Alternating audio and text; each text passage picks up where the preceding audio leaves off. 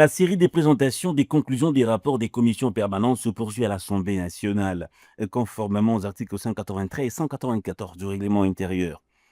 Sous la direction de son premier vice-président, le professeur Isaac Jean-Claude Tshilombaye Moussaou, une plénière s'est tenue à la Chambre basse du Parlement ce 10 avril 2026, en présence des honorables Jacques Djouli, rapporteur, Clotilde Moutita, rapporteure adjointe, et Grace Nehema, questeur adjointe. 3 points étaient inscrits à l'ordre du jour, notamment 1. Adoption de l'ordre du jour. 2. Examen et vote de la proposition de loi portant principes fondamentaux relatifs à la pêche et à l'aquaculture en République démocratique du Congo. à l'ouverture.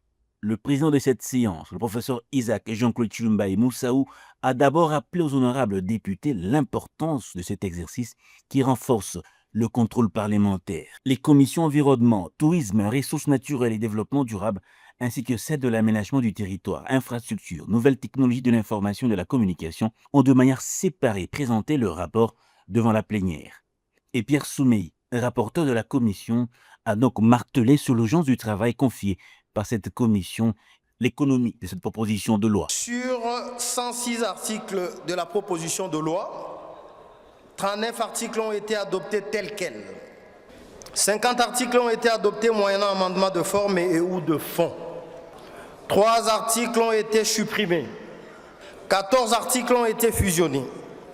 10 articles ont été insérés. Le travail présenté par cette commission a permis de doter à la République d'un nouveau cadre juridique du fait que le décret du 21 avril 1937 ne soit plus adapté aux réalités actuelles et à l'évolution de la technologie.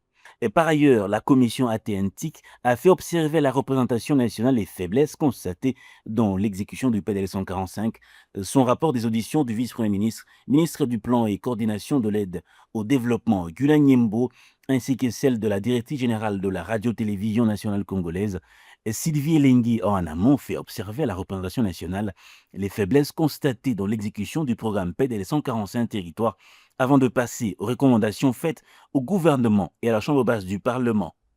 Au sujet de la RTNC, la commission ATNTIC a estimé que la revitalisation de la chaîne nationale, organe étatique et stratégique, est une condition sine qua non pour renforcer la souveraineté et le rayonnement de la RDC sous le plan médiatique international. Le rapporteur de cette commission, Toby Kayumbi, a insisté sur les recommandations clés à prendre en compte. La commission a retenu que la RTNC, pour remplir efficacement son mandat, doit bénéficier d'un accompagnement politique et financier conséquent de la part de l'État. Cet accompagnement passe notamment par la définition d'une politique nationale de développement du média public cohérente avec les objectifs de transformation numérique, de lutte contre la désinformation et d'extension de la couverture médiatique nationale. Après l'audition du rapport par l'Assemblée plénière, un délai de 48 heures allant du lundi 13 au mardi 14 avril prochain a été accordé à la Commission environnement, tourisme, ressources naturelles et développement durable afin de finaliser le travail.